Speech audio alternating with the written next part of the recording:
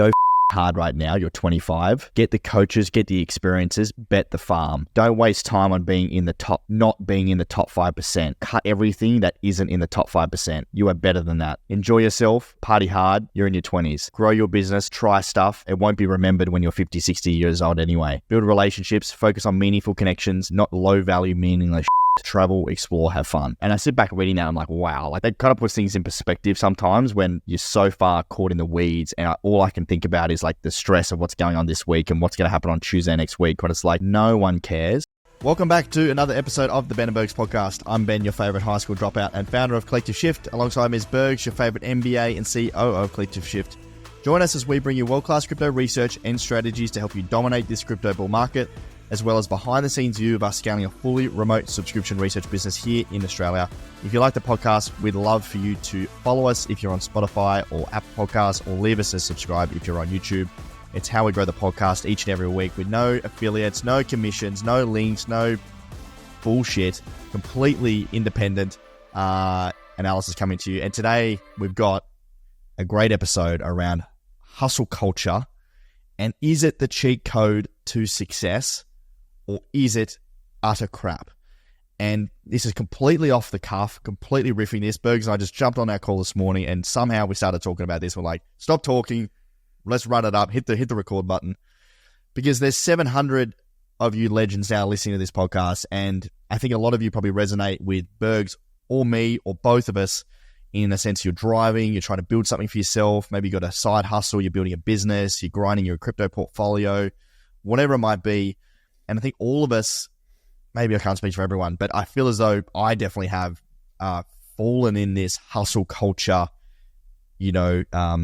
personal growth at all costs, life. And I still feel as though I have a decent part of me in that world, but I used to be 100% in that world. And now I've fallen out of that, looking back and seeing other people talk about it online. It's kind of, I don't know what the word is to describe it, Bergs, but I'm like, man, I'm glad I'm not there anymore. You know what I mean? Like it's just such a... Yeah, it's pervasive, and it's shown to be like, a way out. And I think we can speak for our listeners, because I went on Spotify, clicked on Ben Bergs, and next to it was like, people also listen to, and it was like pretty much all the books on my bookshelf, like all the business books, the self-help stuff, Harvard Business Review. I think if you're listening to this podcast that you want to achieve more in your life and you want progress, and seeing it all over social media, just seeing like crazy shit, like the stuff Gary Vee does, or was his name Alex Hormozy, that guy? Alex Hormozy, yeah. Where he's just like, he's absolutely jacked, sleeps 2 hours a day, does this crazy marketing stuff. Yeah. And everyone's like, this is what it takes to succeed. Yeah. And it's such an extreme version of success. Like, just those two guys are extreme outliers. They're like the 0.01%. But that is what people see. They're good at their game. They're good at marketing. So you see it a lot, and it starts to change your brain, and you start to think, this is what's required for me to actually succeed. And Bergs, you hit on a good point. To be successful, what does that even mean? What is success to you, Bergs? This is like the classic consulting question. What does success look like, right? So I have to keep redefining my success goals because I've achieved them. What success looks like to me is having time freedom. It's very simple as that, and optimizing for happiness.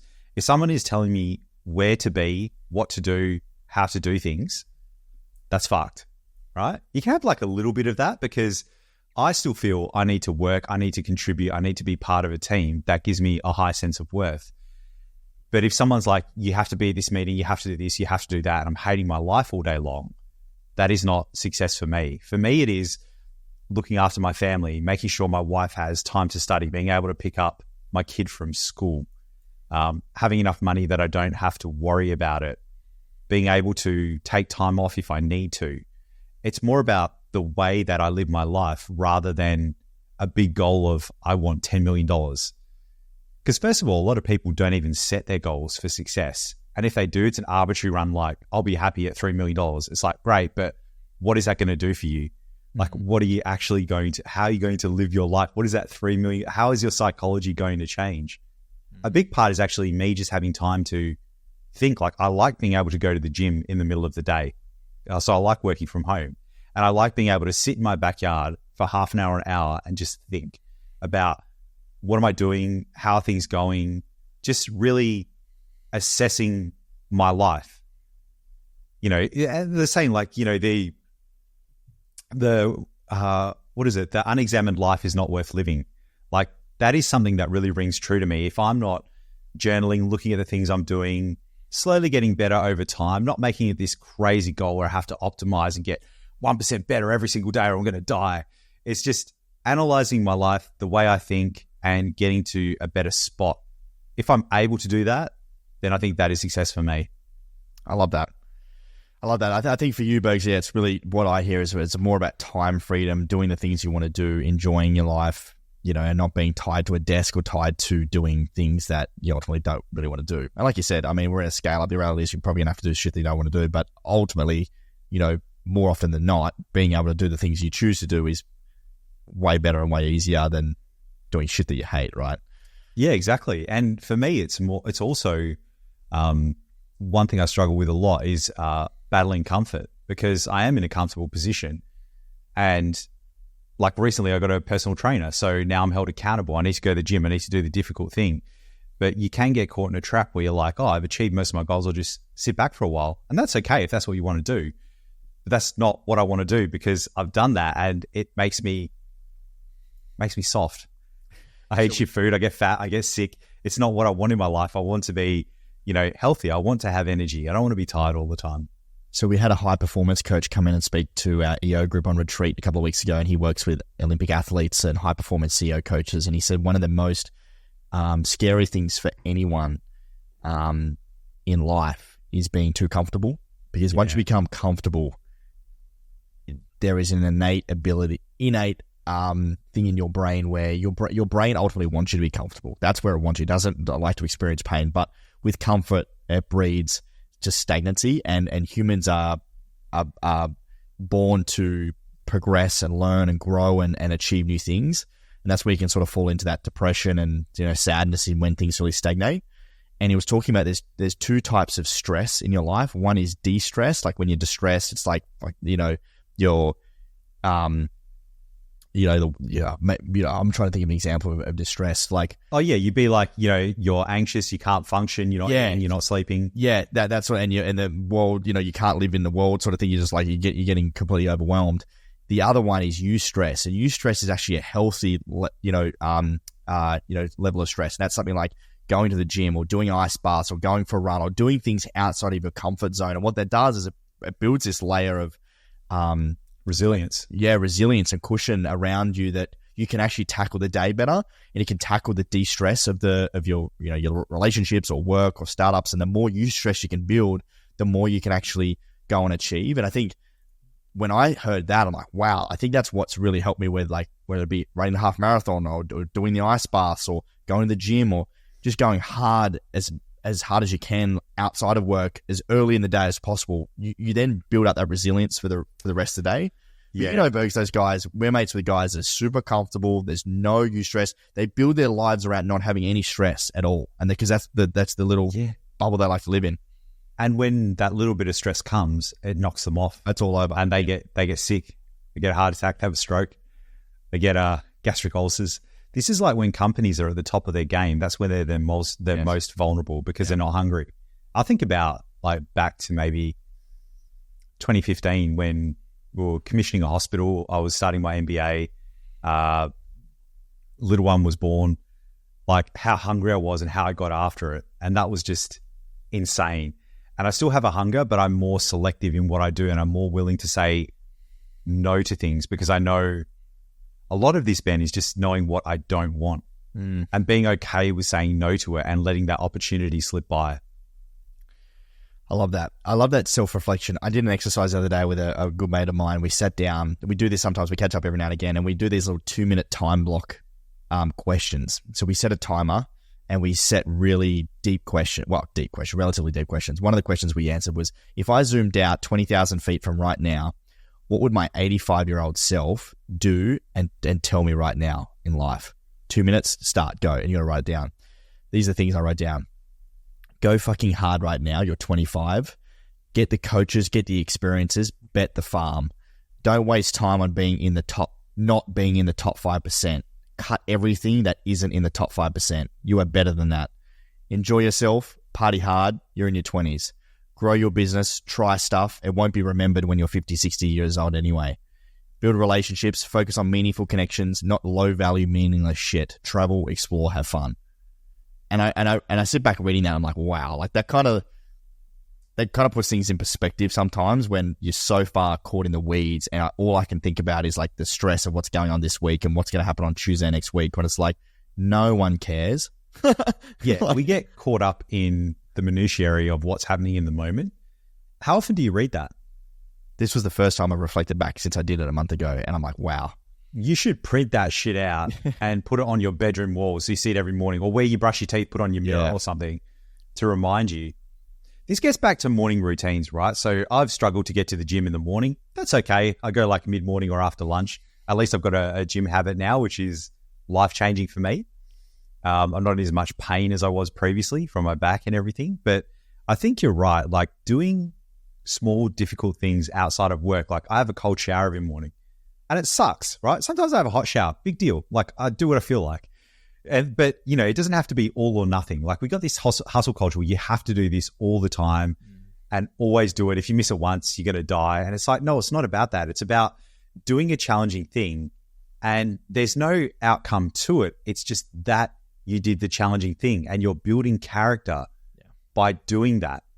And I remember when I used to train in Krav Maga, everything else in life had the volume turned down because no one's trying to kill me. Like those guys are like coming at you, you're fighting and you have to defend them and defend against weapons. And everything else in your life just becomes easy because it's not that. And that was a key thing. Yeah, that's that eustress, man. And I think that was the same for me in ice baths and running. I hate ice baths and I hate running. But like doing both of them, I feel as though like can make the rest of your day so much easier. And the reason I wrote that list about a month ago, I felt I was getting comfortable. I felt I was just going through the motions. And for me, that's a really scary idea of just going through the motions. Like I think there's and this is one of the things I want to talk about. Like I think hustle culture is like that Alex Hormozi, you got to sleep 2 hours a day. And like, if you're not like if you take more than 4 minutes off, like you're a piece of shit. Like that's pretty rubbish in my opinion, because I've done that for a period of time and all it does is burns you out, makes you sad, and you're just never good enough. And you just don't have a life. It's unrealistic. It's unrealistic. But I think there's a midpoint, because I think the other side of that is like when you get too comfortable, you have too many excuses and you're using things in the world as an excuse to not have to do the hard things. And I think there's a middle point. And for me, what I'm trying to optimize for at the moment is like my competitive advantage as a founder is I'm in my 20s. I'm single. We were talking about this before, Bergs. I'm not married. I don't have kids. I have time to go hard. And I think that is something that I want to, I use like time, like this period of my life. Like I think where did I hear about it previous? I think it was a high performance coach. He's talking about chapters in your life. Like there's different chapters in your life that you can build and work towards different things in different chapters in your life. Like, you know, Bergs and I are in different chapters of our life. My chapter right now is ultimately focusing on my business, growing that, being healthy, being fit, exploring, trying to build meaningful connections with friends. And that's what I'm ultimately optimizing for in this chapter of my life. If I was at Bergs' chapter of his life, I think that would be way, way, way, way harder to do what I'm trying to do in terms of growing, you know, a personal brand, growing a business, leading that, you know, doing the hours that I'm doing. Like I'd be fucking divorced in 12 minutes, I reckon. Like, just, you know what I mean? Like, yeah, exactly right, man. And this is like in that book, Die With Zero, where you can have everything you want in your life, but you have to put them in a specific order. Like, you're not going to be kite surfing in your 70s. You know, you do that in your 20s and 30s when your knees still work. Or having a family, again, you could probably do it in your 70s, but it's not a good idea because you're not going to be around. Yeah. You probably want to do that earlier rather than later. So you get to decide what you want to do and when you want to do it. And in your 20s, it's the perfect time to put a lot of time into the things that you like and set yourself up for the rest of your life. Like I did that as well. Like I worked really hard. I saved a lot of money. I studied and I put myself in a position where now I'm comfortable. I'm highly employable. And I've got the things that I need. And that was a worthy sacrifice. Yeah. And then you get to decide, hey, do you want to keep doing that? Do you want to build? Do you want that crazy life? Do you want something in between? Do you want to relax for a year? You get to choose what you want to do and when you want to do it. And I've just brought up this graph as well, mate. Difference between eustress and distress. So imagine just like an XY axis. On the vertical axis, you got performance, you got weak to strong, and then you got arousal or levels of stress on the horizontal axis, low to high. And there's just a bell curve on there. So on the left side, it's basically low performance, low levels of stress. You're just calm, you're bored, you're seeing improvement.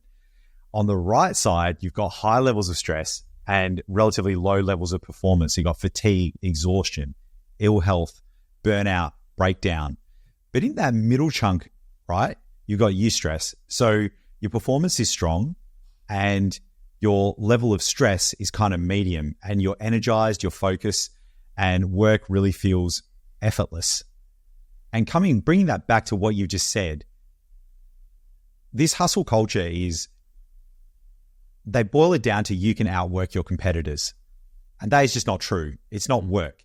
And it comes back to that pie chart of what I thought would make me productive. It's just hard work. But what actually does, it's like a small chunk of hard work, time off, sleep, eating healthy, and exercise.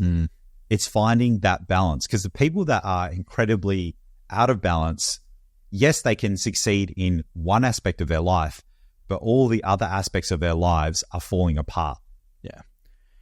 And I've recognized it in my life, in whether it's, last week, last month, currently, whatever it might be. Like, if I feel as though I'm starting to not feel that great, it's usually something in that pie chart is falling down, or I'm not giving it enough attention, whether that's relationships, personal time, health, work. Like, I don't know what those, I think Tony Robbins has those 6 or 8 things that every human needs. But I definitely think that balance, or that time given to different things, is required to maintain a healthy, optimistic viewpoint on things.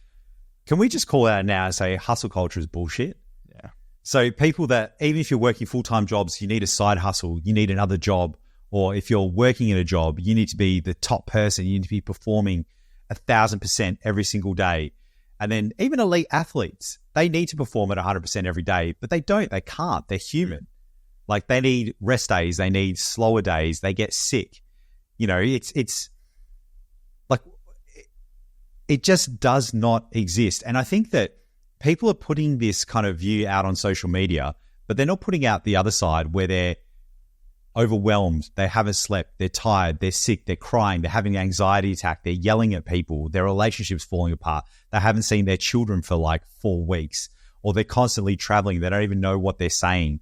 A talk that they did was really, really shit and they haven't posted it. That's like, the counterfactual of what's actually happening in those people's lives. And in a business, Bergs, you and I speak about this a lot. It's like the capacity of, let's say me as an example, let's say like from 0 to 10, right? You can work at 10 as much as you want, right? 6-7 days a week, hustle culture, grind. Or as you scale and grow, you can utilize other amazing people in your team to then leverage your 10 to 20, 30, 40, 50 times output by working closer and harder strategically with key people in your team to help them achieve the goals you want to do. So you can work as much as you fucking want. And this is that smarter, not harder thing. Like, you can work really, really hard, but ultimately if you're working on the wrong things, or you're not scaling your time or leveraging your time through scale, operations, systems, growth, whatever that might be, then you're ultimately only going to be able to get a 10, where you can scale through other people and systems to get that 20, 30, 50x return. Yeah, and this is like what Rockefeller said. He goes, instead of me working 100%, I'd rather have 100 people working 1% for me. Yeah. You know what I mean? Like, So it's absolutely right. And you have to figure out what you're optimizing for in your life and what you're willing to sacrifice. And we've got this thing you've written down here. What's the point? Like, what's the point in all this? What is the end outcome? And there's this one, like, I used to listen to this when I was a kid, listen to Nas, like one of the rappers. And one of his verses is from Nas, is like, what's it all worth? Can't take it with you under this earth. Rich men died and tried, but none of it worked. They just rob your grave. I'd rather be alive and paid before my number's called. History's made. Some fall, but I rise, thug or die, making choices that determine my future under the sky. Oh. And then the verse just goes nuclear from there. Yeah. But this is it. It's like, you attract massive wealth. Great. What are you going to do with it? You probably can't spend it all. And he's talking about robbing your grave. He's talking about the Egyptians where they were buried with all of their shit and people just break in and steal it. but you get to determine your choices about how you spend your life while you are still alive and in good health. And should it be sacrificing your life for something that may not even be important when you do your look back when you're 85? This rings so true to me. Like, this is something that I fundamentally disagree with. You know, Alex Hormozi, he did a video around Christmas talking about, like, if you don't like, or you're busy or something, just tell your family, like, you're not going home for Christmas. It's just like, what the fuck? Like, it was a whole video on, like, why you shouldn't. I saw that. Yeah, it was like, bro, like, for me, what's the point? Like, if I'm working so much that I can't see my family over Christmas, or I can't meet my friends, or I can't go to the footy, or, you know, I'm going to London on Saturday and I'm going to go to a soccer game. Like, if I can't do that, then what's the fucking point of all of this? Like, if I'm working 60, 70 hours a week for 11 months of the year, what's the point if I can't do the things I want to do? Like, what's the actual point? And if you're giving up time with your family or your friends, or, like, you know, that time's limited. Like, one of my, as you know, Bergs, like, my goal is to try and buy my mum out of home pretty soon. Like, that would just make things so much, that would give me so much fulfillment and joy and happiness to be able to do that. And they're like, that's the reason I'm doing what I'm doing, to help my friends and family and people in our team and people that we work with. Like, that's the point.